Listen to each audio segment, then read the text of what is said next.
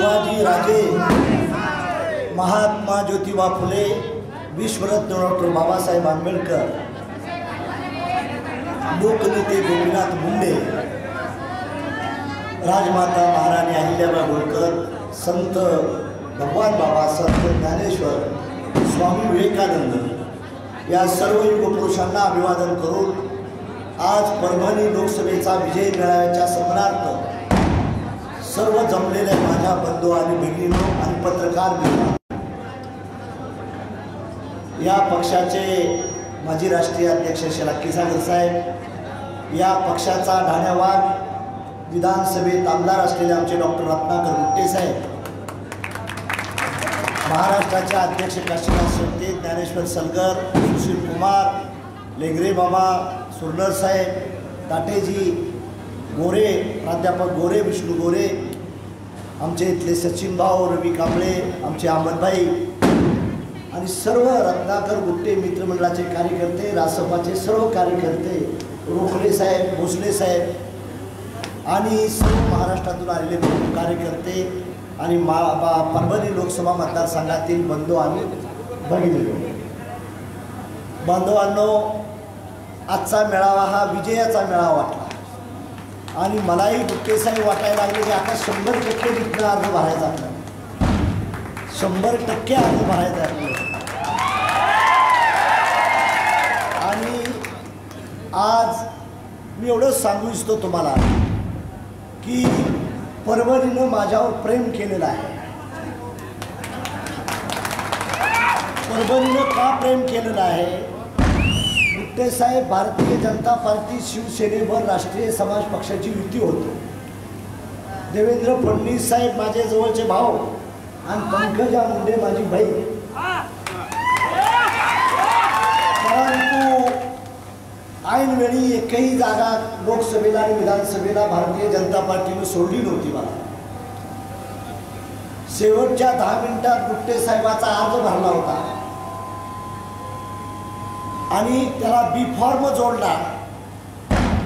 नंतर मला कळालं की आपण ज्यांच्याबरोबर युती केली आहे त्याने आपल्याला दगा दिलाय. भोसले साहेब, दगा दिलेल्या माणसानं आपल्याला दगा दिलाय तर काय करायचं? मी शपथ घेतली मुंबईमध्ये आणि टापरी बांधली आणि ठरवलं गंगाखेड शिवाय महादेव जानकर तू कुठंच सभा घ्यायची. ज्यांनी मला जवळ घेतलं त्यांनीच गुट्टे साहेब दाबण्याचा प्रयत्न केला. भोसले साहेब, मी नाराज नाही झालो. मी अपमान सहन करत इथपर्यंत आलो. अपमान सहन केला. मी धीरे धीरे चालत चाललो. मला माहीत होतं आंब्याच्या झाडालाच माणसं दगड मारतात, पिंपळाच्या झाडाला दगड मारत नाही. महादेव जानकर, तू पक्ष काढलेला आहे, तुला या संकटाला तोंड जाऊ लागणार आहे. मी नावमेद झालो नाही. 2 महिने थांबलो. या सर्व लोकांच्या कृपेमुळे, तुमच्या कृपेमुळे, मुरगुडे साहेब असतील, भोसले साहेब असतील, आमचा गायकवाड असेल, रत्नाकर गुट्टे मित्रमंडळाचा अध्यक्ष, आमचे मुरगुडे साहेब असतील, सोळंकी असतील, या सर्व लोकांचं प्रेम मिळालं. आणि आम्ही पुन्हा पैसे सुद्धा दिले नाही. लोकांचा गैरसमज आहे की पैसे वाटलं विकलं असलं काही देखील नाही. त्या लोकांनी प्रेम करून मी आणि राजाभाऊ फडचं देखील नाव घेईन, कारण त्याला सर्वात जास्त मी गुट्टे साहेब सेवे दिल्या. चापटी मारल्या रात्रीच्या 2-2 वाजता. आम्ही 3 दिवस आंघोळ केली नाही. परंतु गंगाखेडच्या जनतेचं पूर्ण पालम आणि गंगाखेडचा उपकार महादेव जानकर कधी विसरला. अरे, तुमच्यामुळं मला विधानसभेत संधी मिळाली. आज टीव्हीला नाव येतंय का माहिती आहे का? भारतीय जनता पार्टी 105, राष्ट्रवादी 47, काँग्रेस 48, शिवसेना 97 आणि राष्ट्रीय समाज पक्ष 1. हे नाव तुमच्यामुळे येत आहे. म्हणून महादेवानं तुमचा उपकार मला करायचा आहे. मला घर नाही, दार नाही, संसार नाही आणि कोण माझा पुतण्या भाव राजकारणात येणार नाही. मी करीन ते तुमच्यासाठीच करेन. आणि परभणीचं नाव हे देशात मोठं होईल. देशात बारामतीचं नाव आहे गुट्टे साहेब, वाराणसीचं नाव आहे, रायबरेलीचं नाव आहे. तीच वेळ ह्या परभणीसाठी एक दिवस येणार आहे, हे विसरता कामा नये. पण परभणीच्या जनतेला मी विनंती करण्यासाठी आज आलो. मला खासदार होण्यासाठी नाही, तर देशाचा नेता तुमच्या गावातून मला व्हायचा आहे, ही संधी तुम्ही मला द्या. माझ्या पक्षाचा आमदार पहिला बाबा पाटील अहमदपूरचा आला, नंतर राहुल कुल आला आणि तिसरा रत्नाकर गुट्टेंनी विजय ठेवला. त्यावेळेचं काळ असं होतं की ज्या दोस्ताला मित्र म्हणून गेलो त्या मित्रानं घाणा माझ्याशी केला. पण भोसले साहेब मी इमानी माणूस आहे, मी त्यांच्यावरच राहिलो. सरकार आलं, ज्यावेळेस झाल्यानंतर गुट्टे साहेबाला मी प्रश्न विचारला, गुट्टे साहेब काय करायचं? ते म्हणजे तुम्ही सांगा मला. गुट्टे साहेब म्हणलं आपण ह्यांच्यावरच राहायचं. त्यांनी धोका दिला बरं का, तरी कुणावर राहायचं? गुट्टे साहेबांनी मला ज्या ज्यावेळेस राज्यसभेत विचारलं तर गुट्टे साहेब मी काय तुम्हाला सांगितलं, मतदान आपण महायुतीलाच द्यायचं. त्यांनी धोका केलाय, आपण धोका करायचं नाही. आणि मी ज्यावेळेस धोका करायला सुरुवात करीन तेव्हा ह्यांचं सरकार राहणार नाही, हे मला विश्वास. आज सध्याला गुट्टे साहेब तुमचा हात दोन्ही तुपात आहे. रत्नाकर गुट्टेचा हात तुपात आहे. ह्या बी हातात तूप आहे, त्या बी हातात तूप आहे. आज गोपीनाथ मुंडेनं मला मुलगा मानला आणि ओळखलं माझं राजकारणाचं गणित. त्या माणसाला मला मुंडे साहेबांमुळे मी भारतीय जनता पार्टीवर युतीत गेलो. आठवलेंना जवळ केलं, राजू शेट्टीला जवळ केलं, मेटेला केलं, आम्ही गेलो.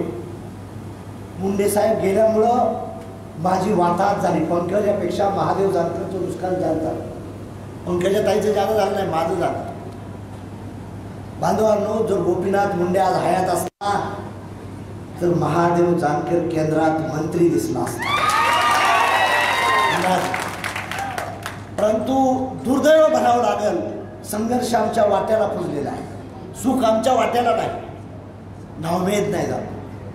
आज बारामतीत बामाड आणि बारामतीला पार बघितला सर, पवारसाहेब या राज्याचे मोठे नेते, देशाचे नेते, त्यांनी जाहीर ऑफर दिली की आम्ही माळा मतदारसंघ जानकर साहेब तुमच्यासाठी सोडायला तयार आहे. पवार साहेब तुमचंही मी अभिनंदन करतो, शरद पवारांचं देखील अभिनंदन करतो. कारण भोसले साहेब राजकारणात कोण कोणाला मोठं करत नाही. गोपीनाथ मुंडे आणि शरद पवार या दोघांनी नाव वाढवले. काय असू द्या, राजकारणात आजचा शत्रू उद्याचा मित्र, उद्याचा मित्र आपला शत्रू ओळखतो. परंतु त्यांनी ओळखलं आणि त्यांनी सांगितलं दोघांनी देखील, म्हणले आम्ही तुम्हाला माडा द्यायला. त्यांना मी सांगितलं पवारसाहेब माड्यामध्ये राष्ट्रीय समाज पक्ष आणि राष्ट्रवादी स्ट्रॉंग आहे, काँग्रेस आणि शिवसेना कमी आहे. शिवसेनेने एक जागा द्यावी, काँग्रेसने एक जागा द्यावी आणि तुम्ही राष्ट्रवादीने ती जागा दिली आहे. मागणी बरोबर आहे का चूक आहे? आणि भारतीय जनता पार्टी आणि शिवसेनेला मी सांगितलं दोनच जागा द्या, एक परभणी आणि माडा. आमची चूक आहे काय? आमची चूक काय नाही. आम्ही आमच्या चिन्हावर लढणार. आमची छोटी झोपडी आहे, आम्ही तुमच्या बंगल्यात येणार नाही. तुमच्या सावलीने राहो, पण आम्ही तुमच्या बंगल्यात भाड्याने येणार नाही. जर हे मान्य असेल तर आम्ही. आज रत्नाकर गुट्टे एकटंच फिरतं, कुठेही जातं, दादागिरी करतं. भाजपाच्या मंत्र्यापेक्षा रत्नाकर गुट्टेला व्हॅल्यू जास्त आहे. राष्ट्रवादीच्या मंत्र्यापेक्षा रत्नाकर गुट्टेची किंमत मोठी आहे आणि शिवसेनेच्या मंत्र्यापेक्षा देखील रत्नाकर गुट्टे टॉपला आहे. आणि गुट्टे साहेब, मी सुशील कुमारला दिल्लीत सांगितलं होतं की गुट्टे मेला तरी मला सोडून जाणार नाही, हे एशियाला की सागर मेला तर जाणार. आणि गुट्टे साहेब, तुम्ही जे म्हणणार ना त्याला मुख्यमंत्री, छगन भुजबळ असेल, पंकजा मुंडे असेल, रत्नाकर गुट्टे रासपाचा मुख्यमंत्री. मला मुख्यमंत्री व्हायचं नाही, मला मुख्यमंत्री व्हायचं नाही याची शपथ घेऊन सांगतो मी. मला 5 मिनिटं पंतप्रधानच व्हायचं. तर ज्यावेळेस मुख्यमंत्री होतील तेव्हा मी पंतप्रधान होईल ना, आहे का नाही? माझ्या पक्षाचे मुख्यमंत्री 4-5 राज्यातले, उत्तर प्रदेश, गुजरात, कर्नाटक, महाराष्ट्रात जर मुख्यमंत्री वाढले तर मी खासदार होणार. म्हणून माझा जन्म झालाय पंथीसारखा, मेणबत्तीसारखा. दुसऱ्यासाठी जळण्यासाठी महादेव जानकर तुझा जन्म झाला आहे. तुला सत्ता किती मिळेल मला माहीत नाही, पण मी सत्तेत माणसं बसवणार आहे डेफिनेटली. खासदार होऊ द्या गुट्टे साहेब, रासपाचे 35 आमदार असतील आणि राज्याचा मुख्यमंत्री कोण ठरवायचा आहे हे रत्नाकर गट्टे तुम्हीच ठरवणार आहे. ओबीसीचं वाटलं भारतीय जनता पार्टी, त्याचं कारण का? गोपीनाथ मुंडेंनी जात न्याय जनगणना मागणी केली साहेब. भारतीय जनता पार्टी जात जनगणना का करत नाही? आणि काँग्रेसची बी इच्छा नाही. काँग्रेसनं प्रणव मुखर्जीने विरोध केला जात न्याय जनगणना. आमचं म्हणणं आहे या देशामध्ये जिसकी जितकी संख्या भारी उसकी उतनी भागीदारी.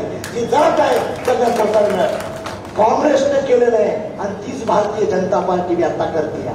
मी खासदार झालो, केंद्रात गेलो तरी मी हेच पार्लमेंटमध्ये बोलणार आहे, लक्षात ठेवा. माझी विनंती आहे, आमचं म्हणणं आहे की जी जात आहे त्या जातीला त्या प्रमाणात भागीदारी का मिळाली नाही? कोणी मिळून दिली?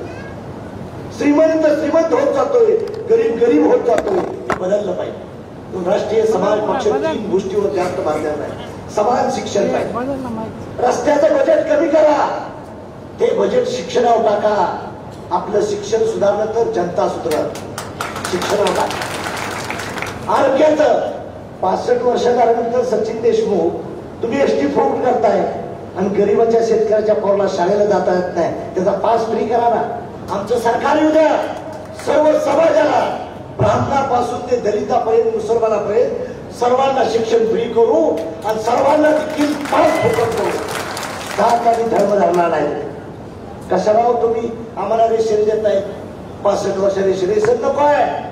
आमच्या आई बापाने 50 रुपयाच्या थाळीत खाल्लं पाहिजे, एवढी क्रियाशक्ती त्यांची वाढवण्याचं काम केलं पाहिजे. म्हणून आम्हाला फुकटचं राशन नको, आम्हाला आमचं शासन पाहिजे. ही राष्ट्रवादीची भूमिका आहे, राष्ट्रीय समाज पक्षाची भूमिका आहे. जो पक्षाचा राष्ट्रीय अध्यक्ष असेल ते नाही तो मला, मी तुमच्याकडे राष्ट्रीय अध्यक्ष म्हणून तुमचा कार्यकर्ता म्हणून परत आशीर्वाद मागण्यासाठी आलोय. तुम्ही मला देशाचा नेता म्हणून पाठवणार आहे.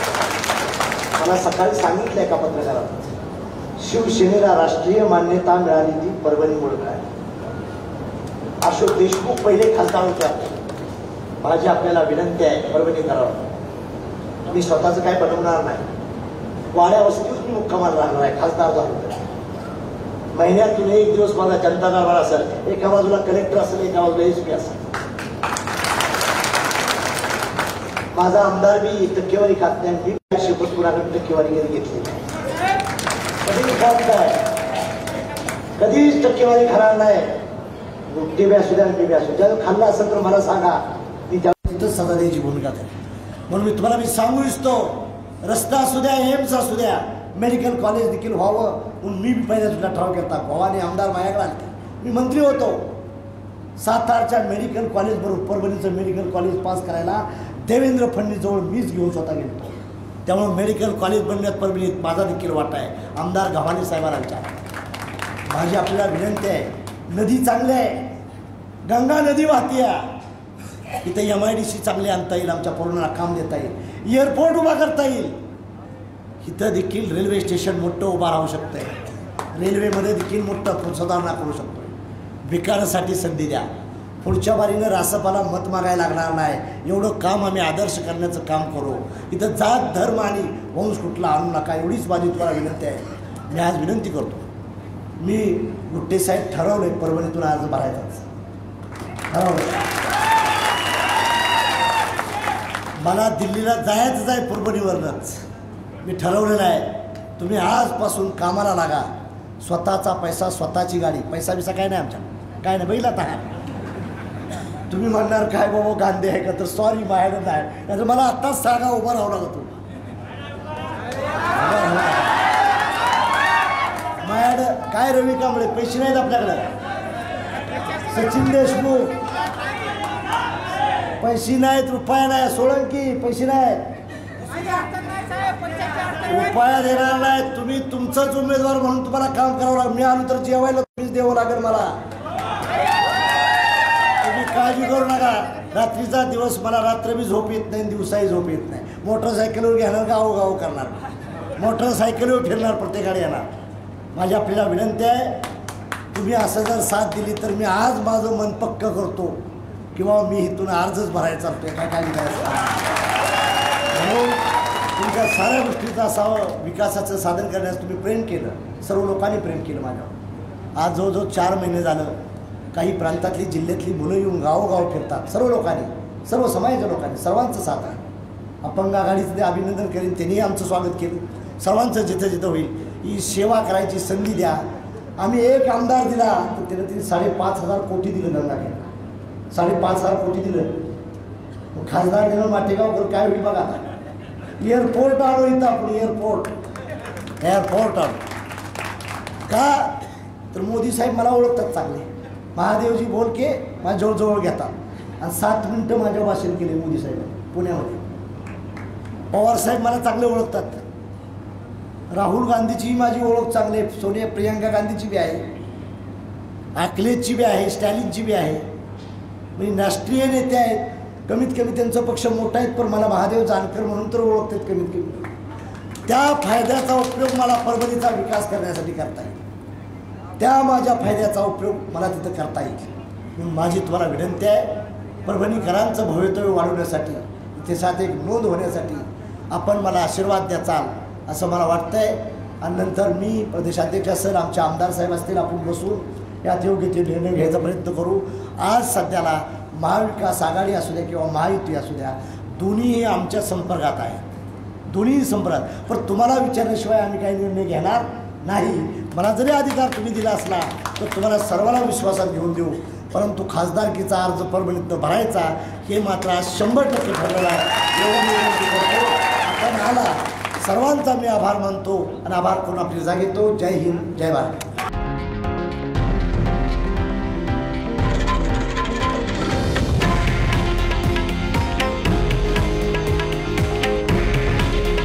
हे आहे देशातील नंबर 1 न्यूज नेटवर्क आणि आपण पाहत आहात TV9 मराठी. काळजी तुमची, हित महाराष्ट्राचं.